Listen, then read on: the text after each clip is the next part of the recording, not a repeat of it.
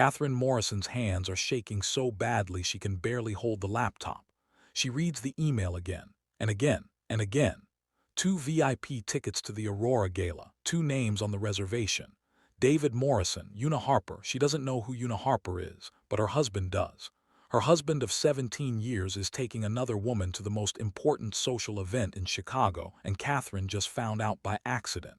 The email slipped through to their shared account. A mistake.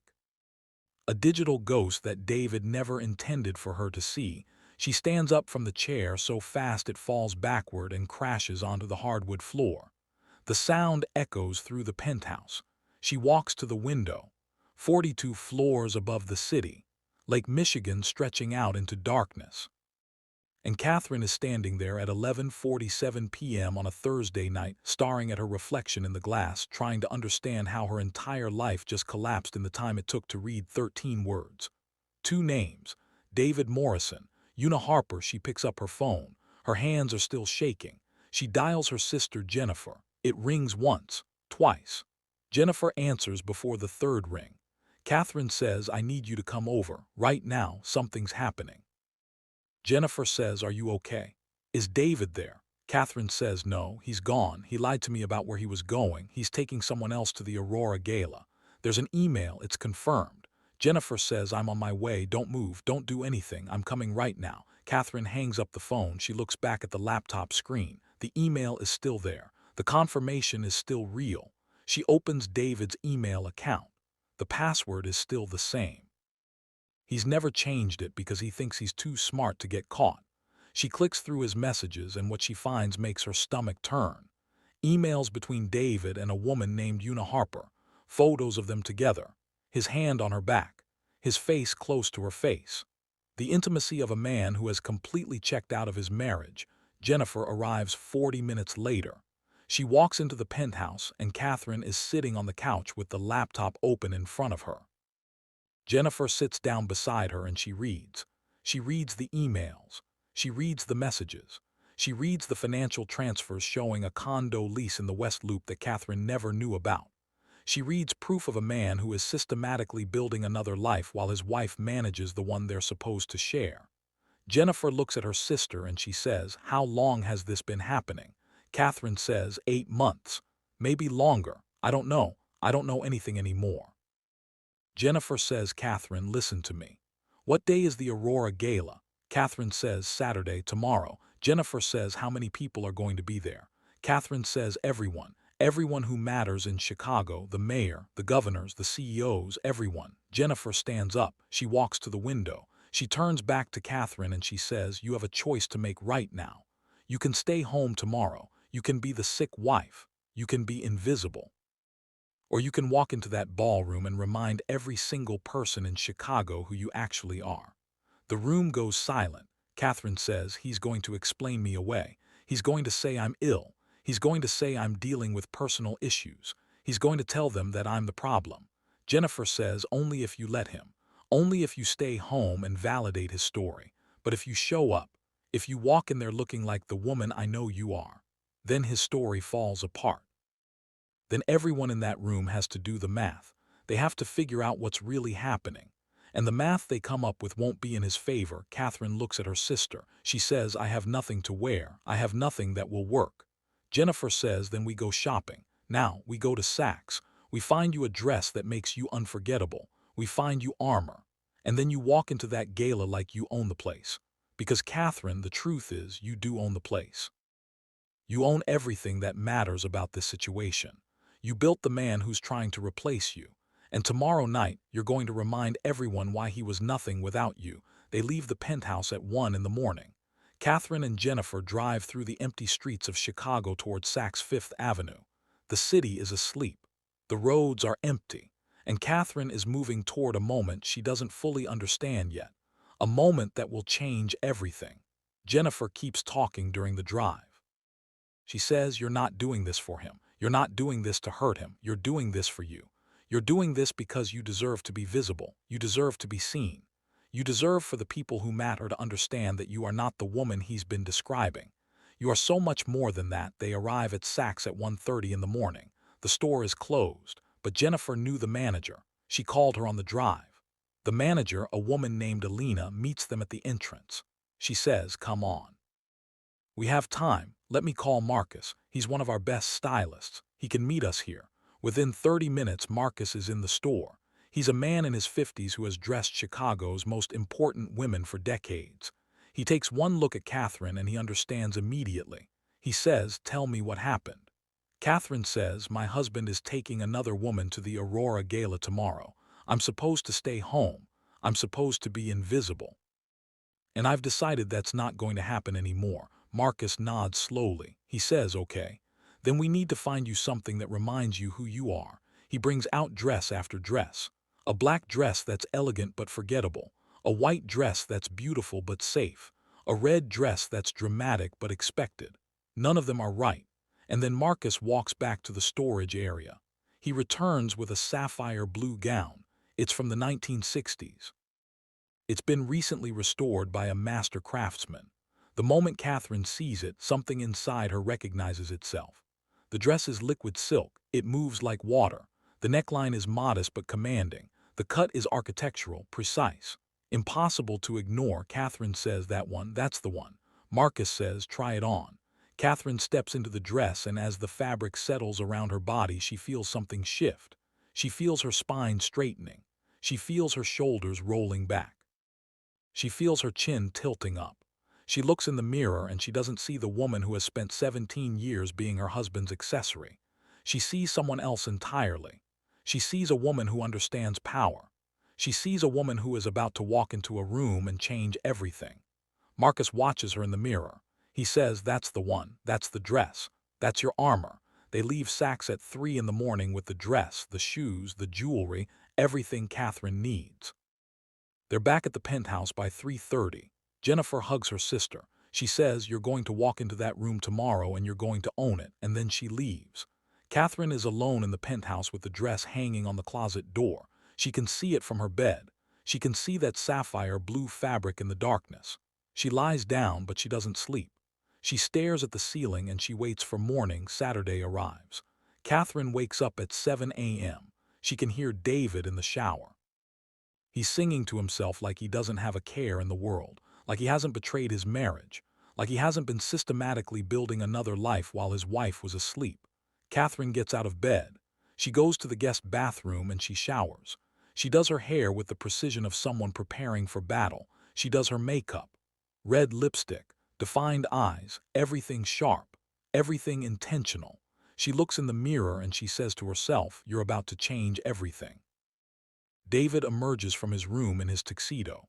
He looks at Katherine and he says, "Where are you going?" Katherine says, "Out." David says, "Out where?" Katherine says, "I'm going to get ready for the gala." David's face goes completely blank. He says, "What?" Katherine says, "I've decided to come after all. I'm not feeling as ill as I thought I was." David says, "Katherine, I don't think that's a good idea. We talked about this. I mentioned important clients. I said you might find it boring." Katherine says, "You lied to me about where you were going. You lied to me about who was going to be there. And you're about to find out that lying to your wife about introducing her to another woman at the most important event of the season is a choice that has consequences." David's jaw clenches. He says, "I don't know what you're talking about." Katherine says, "Yes, you do. You know exactly what I'm talking about. And starting tonight, everyone else is going to know too, unless you decide to change your plans. Unless you decide to not take Una Harper to the Aurora Gala." David stares at her. He says, "You've been reading my emails." Katherine says, "I don't need to anymore. I've read enough. I know everything. And tonight I'm going to remind everyone in Chicago who I actually am." David leaves the penthouse at 6 p.m. without responding. He just walks out. He goes to pick up Una Harper at her condo in the West Loop. Katherine stays behind. She has 5 hours until the gala begins. She sits down at her vanity. She looks at herself in the mirror for a long time. She thinks about 17 years. She thinks about every dinner she's hosted, every client she's managed, every moment she spent making her husband look good while staying in the background. She thinks about all of it. And then she stands up. She puts on the sapphire blue dress. She puts on the midnight blue shoes. She puts on her grandmother's diamond earrings. She does her hair. She looks in the mirror one final time. and she becomes someone David Morrison will barely recognize. She calls Rachel the event coordinator. She says, "Rachel, it's Katherine Morrison." Rachel says, "Katherine, hi, how are you?" Katherine says, "I'm calling because I need to be added to the guest list for tonight." Rachel says, "Katherine, I thought David said you weren't feeling well." Katherine says, "I changed my mind. I'm feeling much better. I've decided that I don't want to miss it after all." There's a pause on the line. Rachel says, "Of course, I'll add you immediately. I'll make sure you're seated at the main table." Katherine says, "Thank you." And Rachel, "Make sure it's a good table, a visible table, because I want to be seen tonight." Rachel says, "Understood, Katherine. You'll be perfectly positioned." Katherine hangs up the phone. She picks up her clutch. She looks one final time in the mirror at the woman staring back at her. And then she walks out of the penthouse. She gets in her car. She drives toward the St. Regis Hotel. She drives toward the moment that's going to change everything. Before we dive deeper, let us know in the comments where you're watching from. We'd love to hear from you. And don't forget to hit that subscribe button so you never miss any of our upcoming videos. The Aurora Gala is already in full swing when Katherine arrives at 8:45 p.m. The ballroom is exactly as magnificent as it always is. Crystal chandeliers hang from 40-foot ceilings. The orchestra is playing something classical and expensive. The champagne is flowing. The women are wearing jewelry that costs more than most people's homes. The men are wearing tuxedos and smiles that don't quite reach their eyes. And David is standing near the bar with his hand on the lower back of a young woman in a red dress. Una Harper. Katherine sees them before they see her. She sees how comfortable David looks with his hand on that woman's back. She sees the way he's leaning into her. She sees the intimacy of a man who has already mentally erased his wife from his life. Katherine stands at the entrance of the ballroom. She takes a breath. She straightens her shoulders and she walks in. She doesn't announce her presence. She simply walks in. And slowly the room begins to notice her. First it's one person, then another, then another. The women are doing the math in their heads. They're trying to reconcile what they've heard about Katherine's illness with the woman standing in front of them in a sapphire blue dress. The men are looking at her with interest, which is something they've never done before.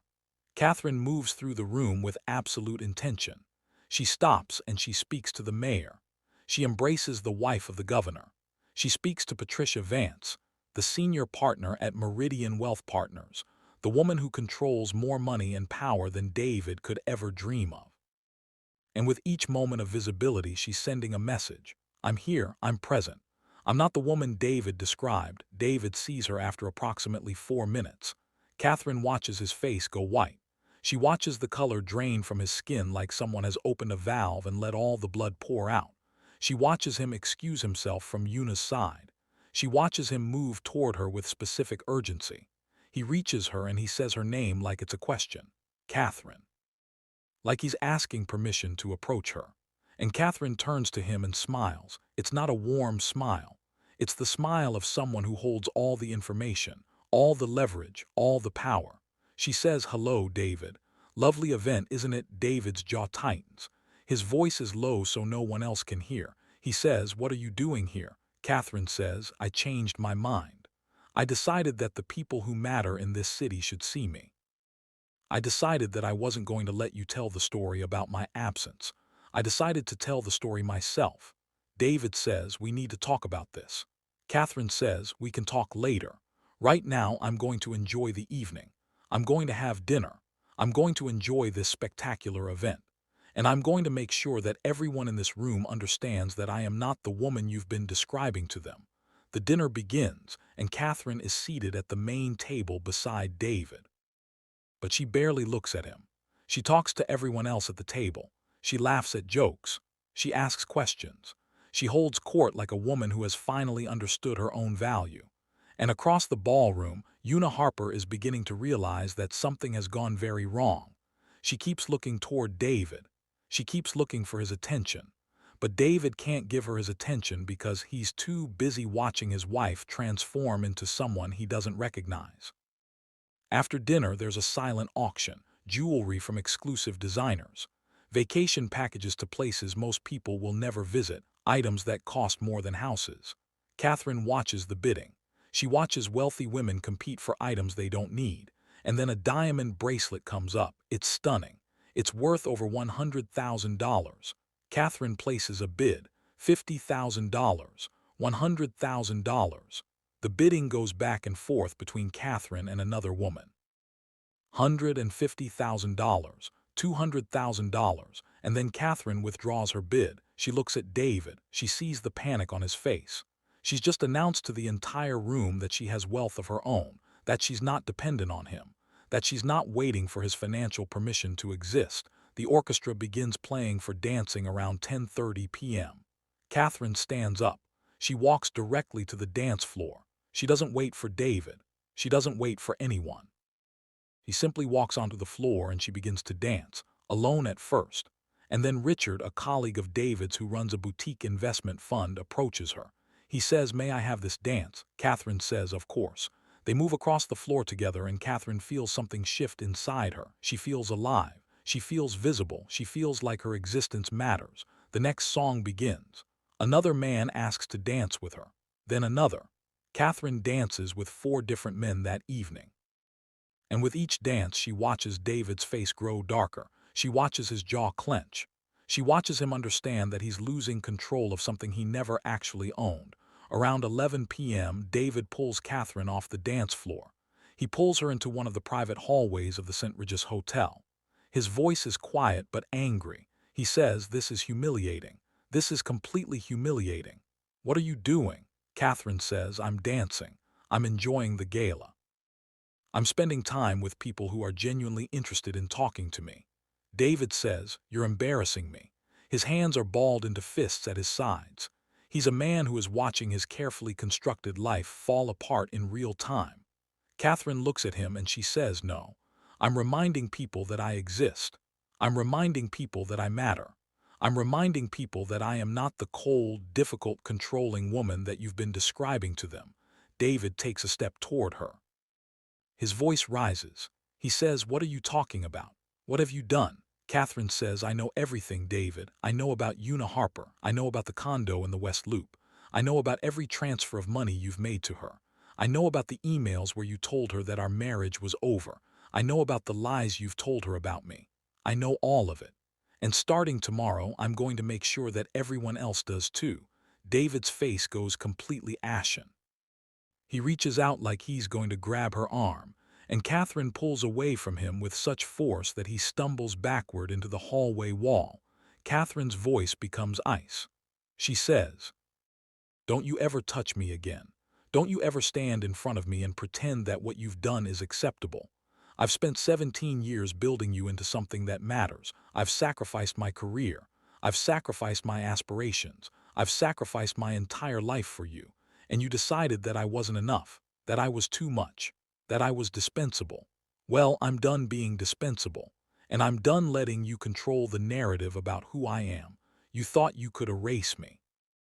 You thought you could replace me with a 24-year-old fitness influencer and that everyone would just accept your version of the story. But that's not what's going to happen. That's never what's going to happen again." Katherine walks back into the ballroom. She finds the mayor. She spends the next 20 minutes in conversation with her. She talks about making a major change in her life. She talks about exploring new opportunities. She talks about re-entering the professional world in a way she hasn't since her marriage. The mayor, a woman who understands exactly what Katherine is saying, understands that she's announcing her independence, nods slowly. The mayor says, "We need to talk about this more seriously. Call my office on Monday. I have some ideas. I can help you." Katherine says, "Thank you, I will." By midnight, Katherine leaves the gala alone. She walks out of the ballroom. She walks down the marble hallway. She walks out of the St. Regis Hotel. And as she's walking to her car, she can feel the entire evening crystallizing behind her. The narrative is already shifting. The story is no longer about David's affair. The story is about Katherine Morrison. The story is about the woman in the sapphire blue dress who walked into a ballroom and reminded everyone in Chicago who she actually is. Sunday morning arrives, and Katherine is sitting in her penthouse with coffee and her laptop open. She's looking at her phone. She has 3 missed calls from David. She has 5 text messages. She doesn't read the messages. She doesn't return the calls. Instead, she opens her email and she sends a message to her lawyer. His name is Thomas. He's been a family friend for 30 years. She writes, I need to discuss my divorce today if possible. I have evidence of infidelity and hidden assets. Thomas responds within minutes. He says, come to my office at 2 p.m. We need to move fast. Katherine arrives at Thomas's office at exactly 2 o'clock. She walks in with a folder. Inside that folder is every piece of evidence.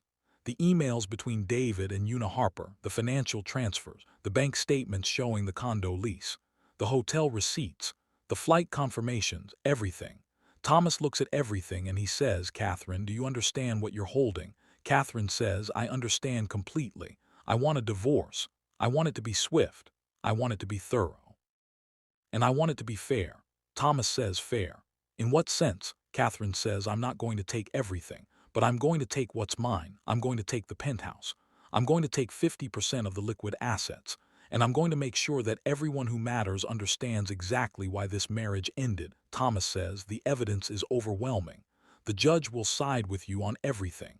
Katherine says, good. Because starting tomorrow morning, the narrative is going to shift. And I want to be the one controlling that narrative. Thomas says, I'll file on Monday. This is going to move very quickly. By the time David realizes what's happened, you'll be in a position of power that he can't touch. Monday morning arrives, and the story has already begun to spread through Chicago like wildfire. By 8 a.m., everyone in the investment world knows. By 9 a.m., partners at Meridian Wealth Partners are arriving at the office and hearing whispers. By 10 a.m., the senior partner, Patricia Vance, calls Katherine directly. Patricia says, I need to see you. Today, now, come to my office. Katherine says, when? Patricia says, immediately, come right now. Katherine arrives at Meridian Wealth Partners. She takes the elevator to the 74th floor. She walks into Patricia's office and Patricia is standing at the window looking out at Lake Michigan. Patricia turns and she looks at Katherine directly. Patricia says, I was at the gala. I saw everything. I heard the rumors before I even left, and I've been thinking about what I saw all night. Katherine says, yes, I know you were there. Patricia says, I want you to work for me, not as an associate, as a partner. I want you to manage our most important client relationships. I can see you doing things with this firm that David could never do. I can see you being the face of Meridian for the clients that actually matter. Katherine says, I don't have experience in this specific role. Patricia says, you have better than experience. You have credibility. You have the ability to make other people trust you. And most importantly, you have the ability to make yourself visible in a way that David never could. Katherine says, how much are we talking about? Patricia leans against her desk. She says, top tier. You'll be making more money in your first year with me than David made in 5 years at this firm. And that's just the beginning. Your first assignment is to meet with our 3 most important clients. They've already heard about the gala. They're already interested in working with you instead of David. This is an opportunity, Katherine. This is a major opportunity. Katherine takes a moment. She says, I need a day to think about it. Patricia says, you have 1 hour. I need to know if you're serious about this. I need to know if you're ready to step into your own power, because if you are, I can help you become something extraordinary. Katherine leaves Patricia's office. She goes to a coffee shop. She sits down. She orders a coffee she doesn't drink. She pulls out her phone. She thinks about David. She thinks about 17 years. She thinks about all the moments she spent making him look good. She thinks about all the moments she spent being invisible. And then she calls Patricia back. She says, I accept. I'm ready. Patricia says, good. You start tomorrow. Welcome to Meridian Wealth Partners. Welcome to your new life. Within 2 weeks, 3 of Meridian's most important clients have requested to work exclusively with Katherine. They specifically say they want to work with her, not with David, not with any of the other partners. They want Katherine. Within a month, Katherine has structured a compensation package that puts her in the top tier of earning power in Chicago's investment world.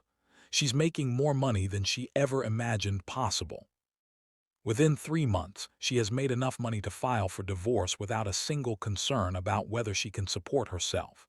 Within 6 months, she's closed 3 major deals that have brought millions of dollars into the firm. Within a year, she's become the most successful partner at Meridian Wealth Partners. The irony is exquisite.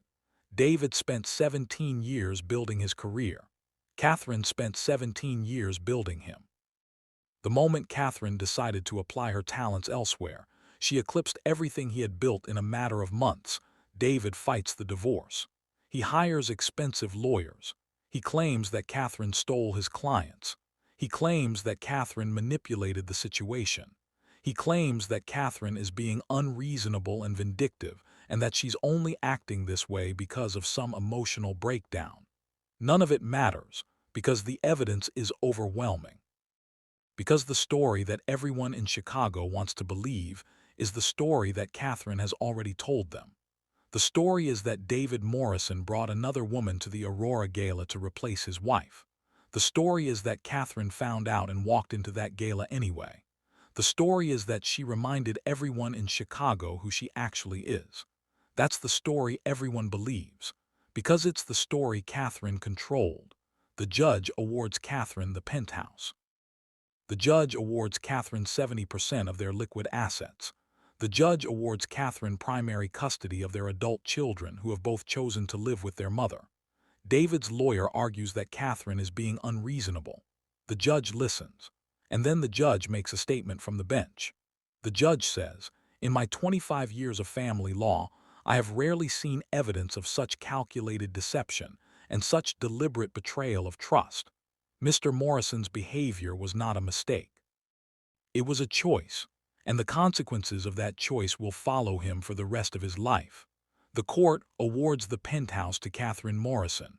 The court awards 70% of liquid assets to Katherine Morrison, and the court recommends that Mr. Morrison seek professional counseling to understand the patterns of behavior that led to this situation. David moves away from Chicago. He takes a position at a firm in Los Angeles. He tries to start over with Una Harper, but that relationship collapses within 6 months. Una realizes that David is the same man with her that he was with Katherine. He's charming and attentive for a few months, and then he becomes distant, and then he becomes someone else entirely. Una walks away. She goes back to her fitness influencer life. She goes back to posting photos on Instagram like none of this ever happened, and David is left alone to contemplate what he's done. Within 2 years, David has faded into complete obscurity. No one in Chicago's investment world wants to work with him. No one wants to trust him. He becomes exactly what he always was underneath all the success. An ordinary man of ordinary talent who only succeeded because a woman was willing to be invisible in order to make his success visible. Once that woman withdrew her support, his ordinariness was exposed to the light, and he couldn't survive it. Katherine builds something remarkable. She builds her own consulting firm that specializes in wealth management for women. She builds a network of female investors and business owners who want to work together rather than compete. She builds a reputation as someone who understands both the world of high finance and the unique pressures that women face in male-dominated industries. She builds a life that is entirely her own. She builds something that matters. And the most remarkable thing about Katherine's story is that she didn't need revenge. The moment she decided to be visible, the moment she decided to take credit for her own brilliance, everything in her world realigned. David became irrelevant not because Katherine destroyed him, but because Katherine finally understood that she had always been more important than he was. Katherine never speaks to David again. Years later, he tries to contact her. He wants to apologize. He wants to explain that he made a mistake. Katherine doesn't respond to those messages. She doesn't need his apology. She doesn't need his acknowledgement. She has moved so far beyond the world of his existence that his words have no power over her anymore. She has become exactly what she was always meant to be. Not the wife of someone important, but a woman who is important in her own right. The Aurora Gala continues every year. Katherine is invited every year, and every year she attends in another remarkable dress. Another statement about who she is becoming. She doesn't do it to make David jealous. He's not even watching anymore. She does it for herself. She does it as a reminder that she came back from the edge of complete erasure and transformed herself into something extraordinary. She does it because visibility is one of the most powerful things a woman can claim. The blue dress that Katherine wore that night is eventually displayed in a museum in Chicago. It's part of an exhibition about women who changed the history of the city through business and finance. The placard underneath it tells the story of the Aurora Gala and what happened that night. And every year, hundreds of people come to see that dress. They stand in front of it and they understand something about what that blue fabric means. It means that a woman decided to be seen. It means that a woman decided that she was worth knowing. It means that a woman decided that 17 years of sacrifice was enough, that it was time to claim her own future. Katherine Morrison never remarries. She becomes one of Chicago's most influential business leaders. She's featured in Forbes. She receives honorary degrees from universities. She builds the Katherine Morrison Foundation for Women in Business, which directs over $150 million towards supporting female entrepreneurs. She becomes exactly the kind of woman that she was always capable of being, the kind that her marriage forced into the background, but the kind that emerged the moment she gave herself permission to shine. Years later, when Katherine is asked by a reporter why she didn't confront David more aggressively, why she didn't expose him more publicly, why she didn't take every single thing he had in the divorce, Katherine's answer is profound in its simplicity. She says, "I didn't need to destroy him. I just needed to stop protecting him. I needed to stop spending my energy making him look good. I needed to stop being the invisible architecture that held his entire world together." The moment I did that, the moment I redirected all of that energy toward myself, he became exactly what he actually was. A man of ordinary talent who had only ever succeeded because a woman was willing to fail quietly in order to make his success visible. Once that woman withdrew her support, his ordinary talent was exposed to the light, and he couldn't survive it. That's the real truth in this story. It's not that Katherine was more talented than David. It's not that Katherine was smarter or more ambitious or more deserving of success. It's that Katherine understood something fundamental about power. Power is not about force. Power is not about anger or revenge or exposure. Power is about visibility. Power is about understanding your own worth and refusing to diminish it for anyone else's benefit. Power is about building your own world rather than spending all your energy building someone else's. This story is not unique. There are women everywhere who have made similar choices. Women who have decided that their own visibility and power is worth more than any man's success. Women who have understood that building someone else's dreams at the expense of your own is not sacrifice. It's surrender. And surrender is something that more women are learning to refuse. Katherine Morrison is just one woman among millions who have realized that the greatest power is not in being needed. It's in being independent. It's not in being essential to someone else. It's in being complete in yourself. The Aurora Gala happened over a decade ago now. The St. Regis Hotel still hosts the same event every year. And somewhere in Chicago, there's a woman in a sapphire blue dress who understands exactly what Katherine understood that night. She understands that stepping into a room and being fully present is a political act, that claiming your own narrative is an act of power, that deciding to be visible is one of the most revolutionary choices a woman can make. And that choice, that single choice, can change everything. Not just for her, but for every woman who watches her and thinks, "I can do that too. I can be that. I can claim that for myself." Katherine Morrison showed us all what happens when a woman stops making herself small. She showed us what becomes possible when a woman redirects all of her energy from building someone else's world to building her own. She showed us that the greatest revenge is not vengeance. It's success. It's transformation. It's becoming so busy building your own incredible life that the man who tried to erase you simply doesn't exist in your world anymore. Because he can't. Because you've moved so far beyond him that he's no longer visible from where you're standing. And that is the story of Katherine Morrison. That is the story of a woman who put on a sapphire blue dress and changed the world. At least, she changed her world. And sometimes that's all the revolution that we need. Thank you for watching. Stay tuned for more.